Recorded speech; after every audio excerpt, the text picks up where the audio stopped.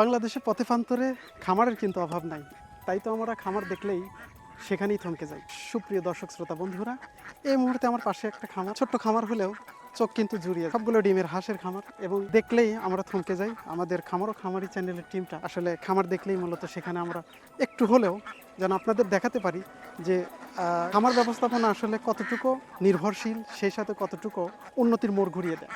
তো আজকে যে খামারটা আমরা মূলত এখানে দেখতে পাচ্ছি, এখানে হয়তো বা 2 থেকে 300, যদিও মালিক নেই, কিন্তু আমরা চলতি পথেই খামারটা দেখেই থমকে গেলাম এবং ভাবলাম যে আপনাদের সাথে শেয়ার করি। দেখেন, অল্প কিছু জায়গা, ডোবা নালা টাইপের যে জায়গা, সেখানে কিন্তু খামার একদম ঘেরাও করে, নেট দিয়ে ঘেরাও করে এখানে রেখে দেয়। সারাদিন এখানে থাকে, হয়তো বা এগুলো আবার রাত্রিবেলায় বাসায় নিয়ে যাবে।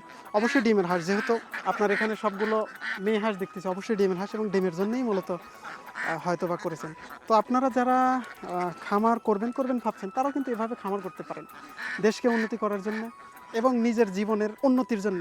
আপনারা খামার করলে করতে পারেন। খামার করার জন্য আসলে প্রথমে যে বিষয়টা দরকার বা যেটা আসলে দরকার, সেটা হচ্ছে ভালো মানের বাচ্চা বা ভালো মানের হাঁসগুলো চুজ করা। সেই সাথে যদি একটু পরিত্যক্ত জায়গা থাকে, তাহলে এভাবে আপনারা খামার করতে পারেন। তো এ পর্যন্তই। ভালো থাকবেন, সুস্থ থাকবেন এবং খামার ও খামারি চ্যানেলের সঙ্গে থাকবেন। ধন্যবাদ।